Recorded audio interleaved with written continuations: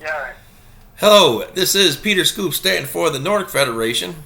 We have a very special guest for our first interview. Due to technical difficulties, we have to do it over the telephone. But his name is Jim Lancia. He's a retired Bridgeport, Connecticut police officer. He is the author of the book Downtown White Police. He is also the criminal justice correspondent for the Political Cesspool radio show, syndicated on the Liberty News Radio Network. And he's also a good friend of mine. Jim, how are we doing today, sir? I'm doing good, Scoop. I'm glad to be here. This is a very interesting subject. People need to hear this, and we are not going to hold back on anything. Oh, no, we don't. But, Jim, why don't you tell everybody a little bit about yourself? You have a very interesting story to tell.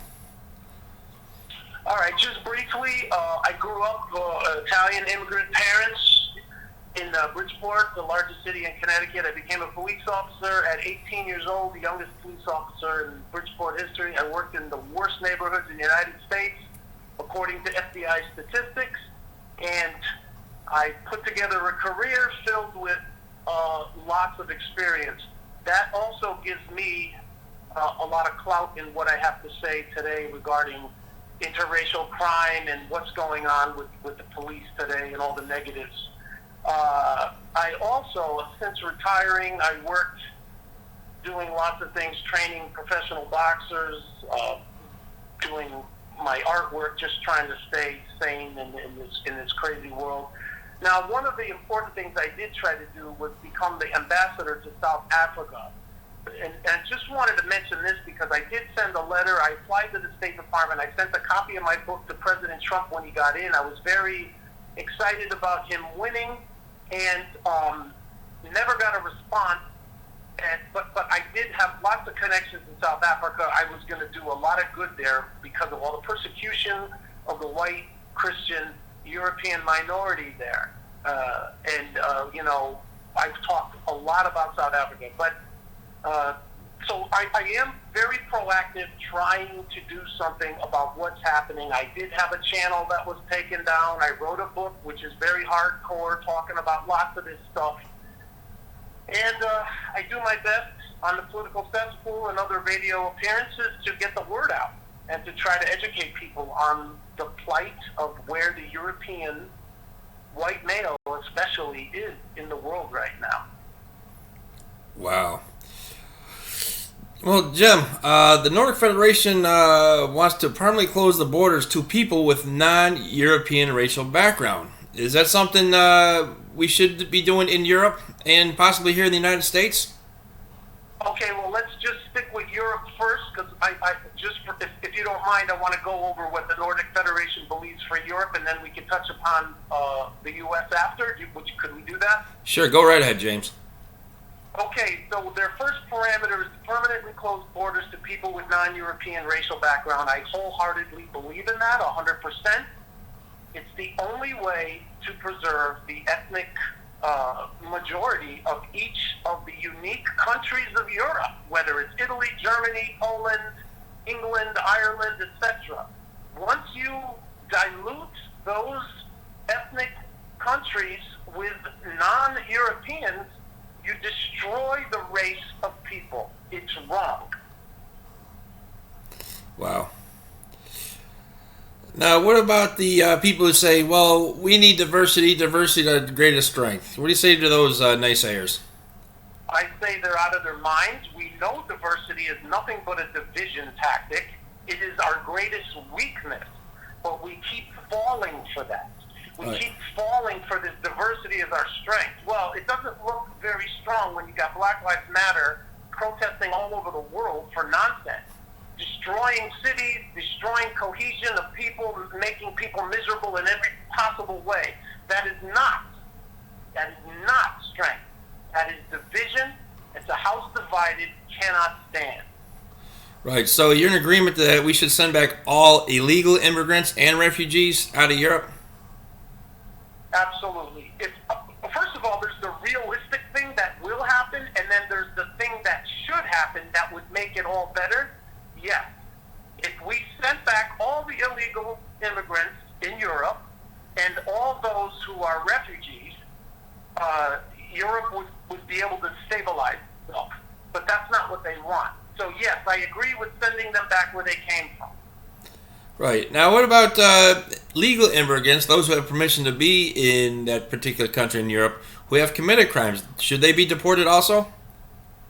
Absolutely. If you come into the country, commit crimes, even if you're here legally, there should be a certain time limit or certain parameters set for that. You should be deported back to your country of origin, and there should be an agreement between the countries that if these people are sent back, they should do their jail time for what they're convicted for in their country of origin, and not even do their jail time where they commit the crime in Europe, but they should go back and spend time in jail in their country of origin. But say like you have an immigrant from, say, Somalia commit a crime in the United Kingdom. So you're saying we should send them back to put them in a Somali jail. Should the UK pay for that, or should the Somali government pay for that person to be in jail? Well, let's put it this way. If the UK paid for it, it would be a lot cheaper in Somalia than it would cost in the UK. And maybe it would make the country of Somalia more in agreement to take these prisoners, okay, and do what they want with them. You see what I mean? That would be a preventative measure, because these guys don't want to go back, and they certainly don't want to spend time in the prisons of their countries, because they'd be treated a lot worse. Right. So, yes, even if you have to pay for it, because you got to pay for it either way. Right. But, Jim, here's something I did not know. I guess in certain European countries, different minority groups get financial aid. Do you think that's fair to say, like, the white people who were born and raised in that country, whose family is from that particular country?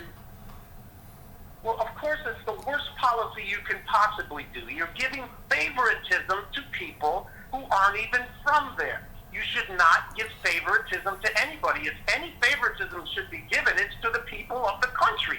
No country in the world other than the Western European nations are doing this. Other countries favor their own people over immigrants, and that's how you have to do it. And money, where's this money coming from? You got people that Europe is bleeding out financially with this ridiculous COVID thing. And where's the money coming to give people from other countries a leg up on things? And why? Why do you need to do it? They're doing it here too, but why? You're giving too much of an incentive. And no, it's wrong to do it. It's wrong. Wow. Yeah, you're absolutely right. But here's something else. Pedophilia and rape. People have been saying that, pedophilia is an illness, or especially from Muslim countries, rape is part of the culture. Do you think European countries need to crack down on rapists and pedophiles, throw them in jail for a long, long time, or they need to be treated? Of course. I mean, now we're talking about protecting our children, your children. That should be priority number one. These people should not use it as a cultural thing. If it's a cultural thing, then they should go back to their own country if it's more accepted there. It's not accepted here, and no, it should never be taken lightly in any way. And yes, the penalty should be much, much heavier. And not only should they be much, much heavier, but again, if you send them back as rapists and pedophiles to their countries of origin and let them do time there, that's going to be a big deterrent also. Wow. Now, James, we talked about financial aid to specific ethnic minorities, but do you think European countries should create a financial aid for stay-at-home mothers who are married and have children to continue to have kids? Because the biggest problem I've seen is that the birth rate has been going down significantly. Yeah, for the white, it's been going down significantly for the white European. Yes, I absolutely agree with it. There's nothing wrong with it. If they give aid to illegal grown men, immigrants who do nothing but commit crimes, there should be incentives for the men to be able to work and the women to stay home and to raise children in an old-fashioned nuclear family. And if you give aid to them, it's a good thing. This way the woman doesn't have to work, and the bills can be paid, and there's less of a financial burden on married couples. Yes, I agree with that. But for Europeans only.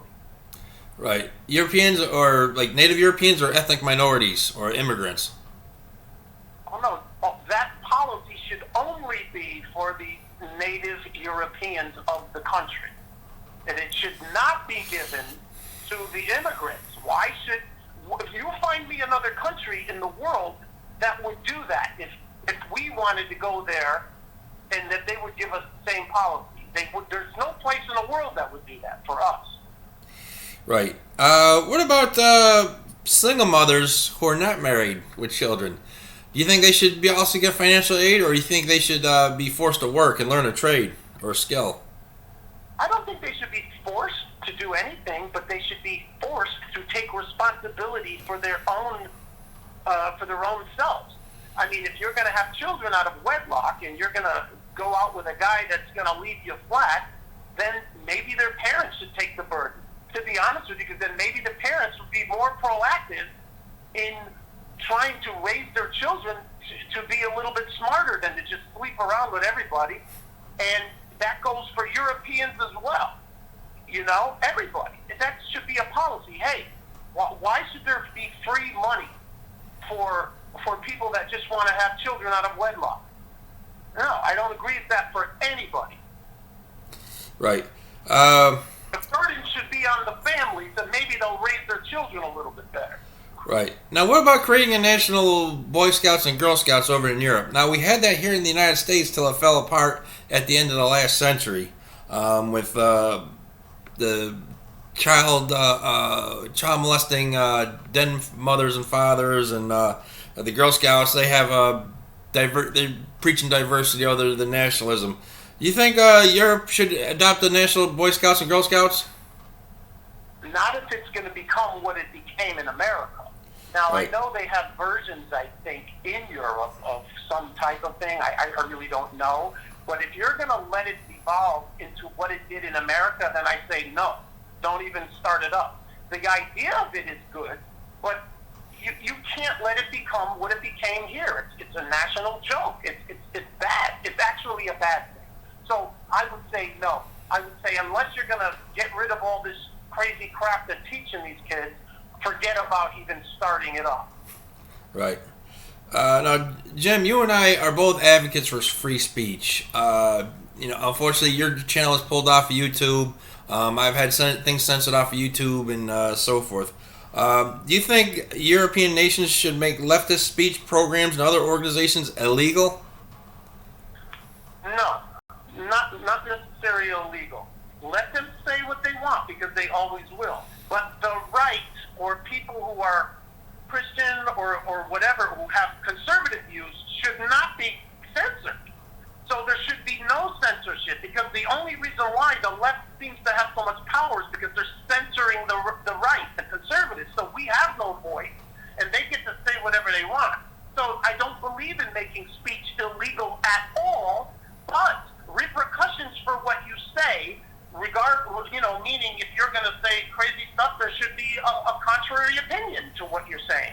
And then, that's everybody gets a voice, instead of just promoting the left and censoring the right.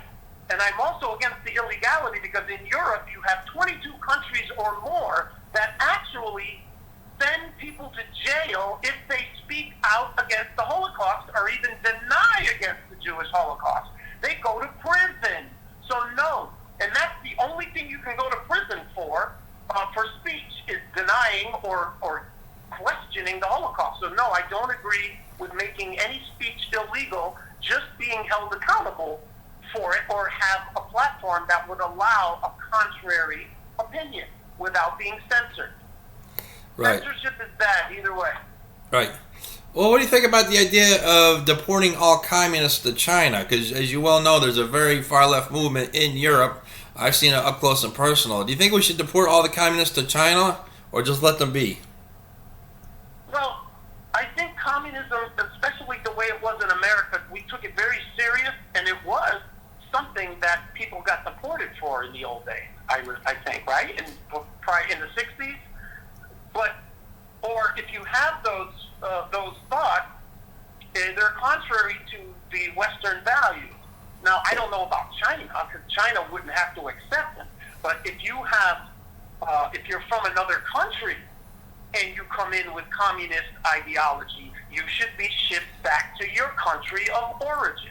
You see what I mean? Right. But if you're a person who's a native, again, if you're a native Brit and you're a communist, I don't think you should be deported anywhere, but I think there should be a platform where you can debate that, and that it would kind of take care of itself if you don't censor, a good dialogue. So no, I just think if you're a communist, you should, if you're from another country, you should be deported back to your country of origin, because communism is supposedly what would destroy whatever we have left in the West of so-called freedom. Okay? So. Right. To China, no. Unless they're Chinese. You know right. what I mean? Right. Now, James, what do you think about the idea of taking rapists and pedophiles and other people convicted of sex crimes, after they do the time, they get deported to the continent of Africa? Well, that would be great. It would be a great deterrent. But if you're African, if you come from an African country, deport you back again to your country of origin. If you commit any of those crimes, as far as people from native Europeans, they should be punished, of course, for crimes like that. But I don't know about deporting. I mean, hey, if you want to put that in legislation, go ahead. But I do believe that, sure, prison time and harsh prison time. But if you're from Africa, if you come from Nigeria and you're an immigrant, supposed immigrant, and you commit crimes like that, just like I said earlier, you should be convicted and deported, and the time's got to be served in Africa, and they never could return again. That would be a great deterrent. Right. Well, Jim, let's turn our attention to the United States. What do you think should be done to stop illegal immigration and stop refugees from being accepted by the United States government? Okay. As far as that, we already have laws on the book that already do that, but they're not enforcing them, obviously. They're winging it as it goes. They're allowing the borders to be bum-rushed, and they're just letting them all in as some humanitarian effort. It's bullshit, and we know it. Right. One thing I wanted to stress, though, the Kalergi plan in Europe is what is causing the flooding in of all of these immigrants. So we'll go back to Kalergi. Can you remind me to talk about the Kalergi plan? I don't even think every European is aware of it. No, I'm pretty sure they took it out of education, and they probably banned it, just like you can't talk about the Holocaust in Europe. But anyways, okay. Jim, we saw what happened in the 2020 election. I mean, we were live on the radio. What do you think can be done to shift the power away from the liberal elites and bring it to the nationalists, to the people who love this country and support the Constitution? Well, I think it's pretty easy. Enforce the laws we have. Go after voter fraud, because it's obvious now that voter fraud was so in your face that something has to be done of that. Nobody does anything about voter fraud. They do minor things on low levels. DeSantis didn't do anything in Florida about that black lady who was caught red-handed doing voter fraud.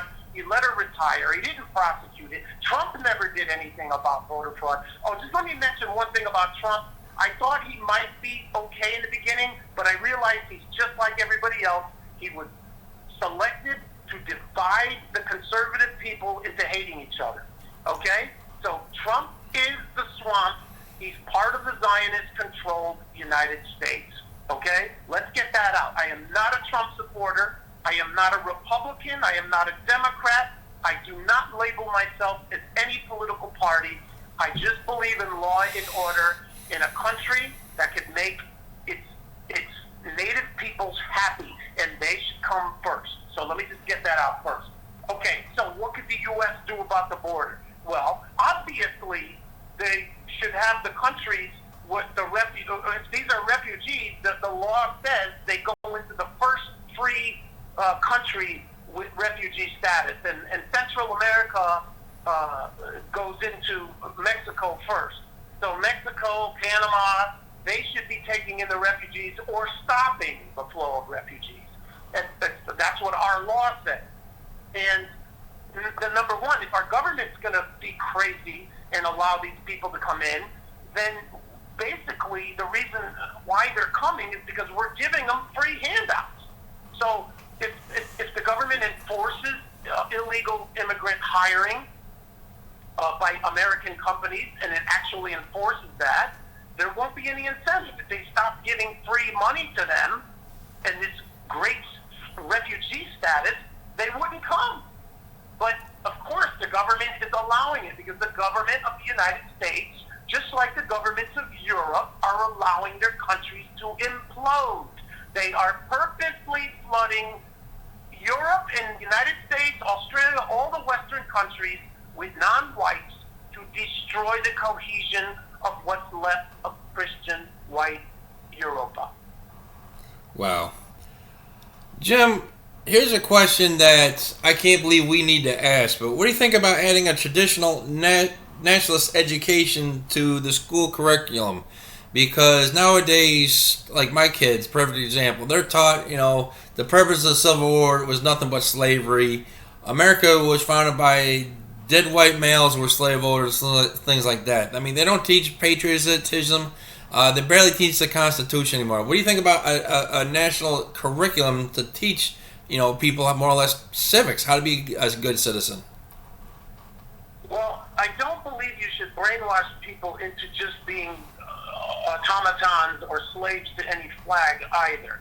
But what I will say is you shouldn't go the opposite way. Teach history. Do not put your opinion in history, okay? George Washington was the first president. He fought to free the country from the yoke of Britain. Just teach it without the ideology of the day. Like the white male Christian is the bad guy. So everything we did in the past now is evil. And if you brainwash kids into believing that, they're going to become exactly what they're becoming today. They're not going to know whether they're male or female. They're going to join Antifa. They're going to become communists. They're not going to know anything about what made America a pretty decent place. But that's gone now. The whole West, all Western civilization is gone if it's not saved at some point. And that's how important it is. But do you need to have a nationalist curriculum? Well, what we went to school with was, you got the American flag hanging up there, you're taught the Constitution, why America is a good place to live, and that's it. And you form your own opinion. But you're not allowed to form your own opinions. They're brainwashing it into your head that you're horrible now. And they're creating victimization, and that's what they're doing. So it's ideology, not education, and that's wrong. Wow, exactly. Jim, what do you think can be done to encourage people to get married, stay married, and raise children? Because right now, you and I both know the government does not emphasize this. They encourage people to be single mothers, have kids out of wedlock, and more or less kick the father out of the home. What do you think can be done so people can get married, remain married, and have families? Well, again, it's when you allow feminism and liberal ideology to infiltrate everybody's minds through Hollywood and its culture, and even on the internet, and what they're teaching in schools. Whoever's behind it all, and we know who's behind it, their agenda is to destroy Western values, Christian values. Maybe people listening aren't Christian, but Christianity, in it, as flawed as it was, because it's always been under attack, always promoted, marriage and raising good children and everything else. But of course, all the Western countries have abandoned God, and this is the result of abandoning God. And maybe some people aren't going to admit it, because people today, they equate Christianity with what the Pope is doing, what these false prophet preachers are doing. Those people are false, demonic people. That doesn't mean the teaching of Christ and what the Bible says is wrong. It's just the people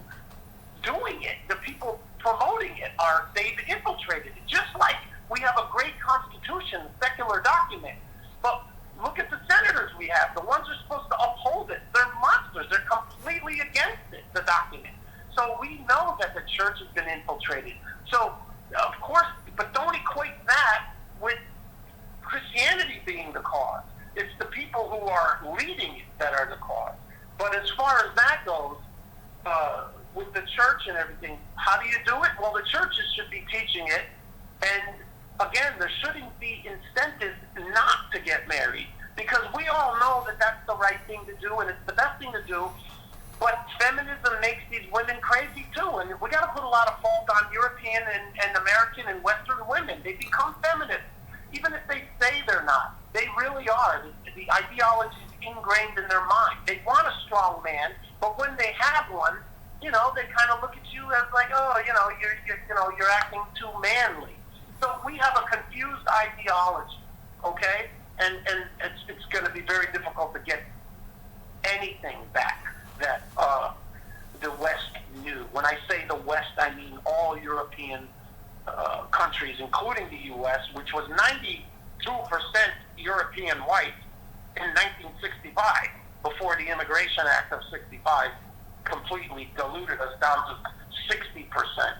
Right. And it's getting smaller. Jim, you got anything else you want to let the fine people of the Nordic Federation know about you, or where they can contact you, where they can see you, things of that nature? Well, I'm going to be putting out a channel at some point on BitChute and maybe some other channels, and I will go by Downtown White Police, the name of my book. But and then, so maybe if the Nordic Federation likes this interview, maybe we'll stay in contact. I've had many subscribers from Europe who subscribed to me, and we were in very much agreement with our beliefs. So let's just talk one thing about the Kalergi Plan, which is what destroyed Europe. Not only is it the Kalergi Plan that's been in implementation, but you also have Agenda 2030 and I forgot what the thing was with the UN, where they actually said they wanted to replace European workers with brown and black and Muslim workers from Africa. I mean, they're outright in your face saying they want to replace you. And when you mention it to people, nobody believes it. Right. They just believe it. So the Charlemagne Award, if some of these people from the Nordic Federation don't know, the Charlemagne Award is an award given every 2 years to a European leader that brings in the most brown and black and dilutes the ethnic makeup of European countries. Sarkozy won it, Angela Merkel won it twice, and others. They used to call it the Kalergi Award, but then they changed it to the Charlemagne Award. I guess it sounds more European, Right. Or I'm thinking Charlemagne sounds more African, because we got the dude in New York, he calls himself Charlemagne the God. And of course he spells the T-H-A. An idiot demonic. The Charlemagne was, I think, a European who was fighting to keep the Muslims out of France during the year 800 or something. Correct me if I'm wrong, some of the listeners. But no, Charlemagne, I guess, from what I know, he fought to keep the invasion out of Europe. So it's ironic using the Charlemagne Award for actually invading Europe. You see what I'm saying? Right. Yep. Now, what? No, go ahead, Jim.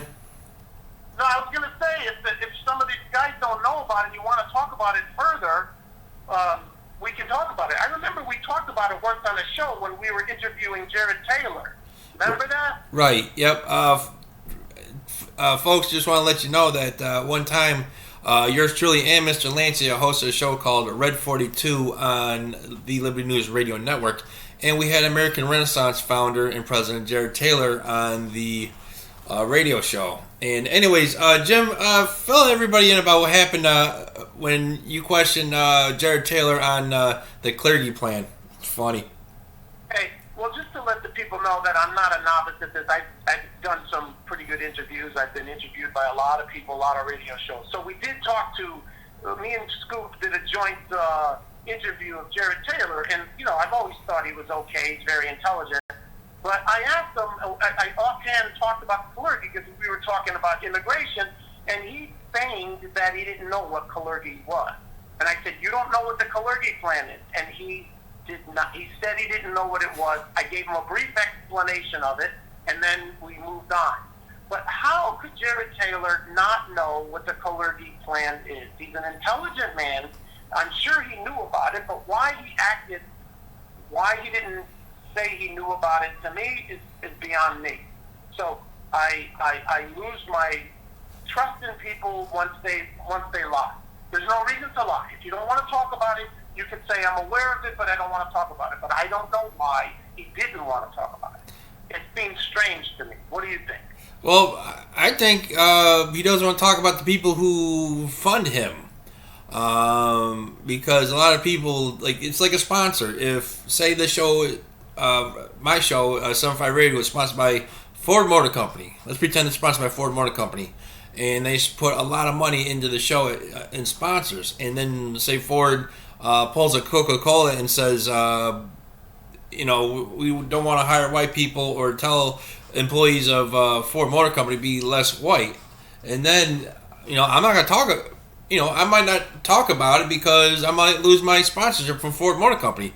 But in reality, I won't, because I really don't care who I offend, because, we like to tell the truth around here. Yeah, well, the thing is once you involve too much money in your livelihood, you're going to do what your masters tell you to do. And that's the problem, isn't it? Right. From the media to Hollywood to everything. They do what their masters tell them, and they create the narrative that has gotten us to this position. And it's funny, too, because I had a comment section. It was very lively on that one, and we had thousands of views before they, of course, took it off. YouTube took it off. But people were saying, they agreed with me, and they were saying, wow, that's a side of him I never saw. But some people were saying, hey, don't put him down. At least he's saying most of the truth. And I responded and said, most of the truth? If you don't tell all of the truth, it ain't the fucking truth. Right. Okay? Because to be honest with you, if you're hiding something that important, that sounds deceptive to me. You cannot imagine having a girlfriend and she tells you 90% of the truth, and the other 10% she's cheating on you. Don't you think you need all the truth? Yep. Right? Yep. All right. So that's that. But so basically, I'm against integration. I'm against desegregation. I'm against forcing all of that. To be honest with you, the only hope for the world is to, especially America, is to have segregated areas where you can have multicultural areas. You're free to do that if you want, and you can have segregated areas. I just don't see any other way to avoid hatred and people just every day having a problem. You know what I mean? It's just they don't want you to be happy, and they're doing that for a reason. Right. Well, Jim, people like us try to self-segregate, and we're called every name in the book, and it's like, oh, you can't do that because that's that's being racist. You're not including everybody. But at the same time, you got segregated college graduation, segregated prom, segregated college dormitories, this, that, and another thing. But that's. Yeah, they get to do anything they want, and it's gay, it's black culture, and then when they want to mix with whites, they got to disrupt it. It's like you got to have a black in there, you got to have black. It's like so we don't have anywhere to go, and Europe was the last bastion for that. I mean, I'm Italian, but Italy is getting flooded. And where you go? Where do you go? I feel comfortable with my European brothers and sisters, at least the ones that think like me. Right. And I just think that we should have a place to go. And you can have your freaking liberal utopia anywhere you want. And wouldn't it be better if they didn't have dinosaurs like me and you there, right? We should just be able to go somewhere where we don't have to freaking deal with this garbage. Right. But they don't want it that way. They want to infiltrate everything. And that's what they're doing. Right, exactly. Jim, how can people get in contact with you or read your book or send you an email or say hello? Well, my book is on Amazon. You could just look up Downtown White Police. You could just, check it out a little bit there. I don't have a website. I have not started my channel yet, but I will. And if you look for that, it's going to be Downtown White Police on BitChute and on other places that I'm looking to do. And, you know, I guess you can contact me if you really want to through...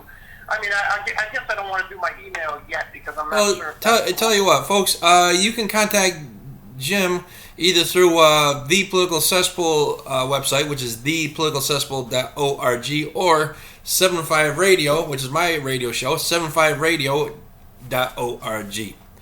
But Jim, it's been a hell of an interview. Glad to have you on, and we'll definitely have you on again. But any parting shots for our wonderful viewers? Well, again, thanks for doing the interview. I'm glad the Nordic Federation was interested enough to have us speak. We are European brothers. We are like-minded, and it would be nice if we can have a pocket of Europa where we could feel comfortable with each other and have no more brother wars. Europe needs to unite. We all need to get together because the white European population is less than 7% in the world. We are the minority. We need to put our differences aside and unite as Europeans. We need to be strong as brothers again. Wow.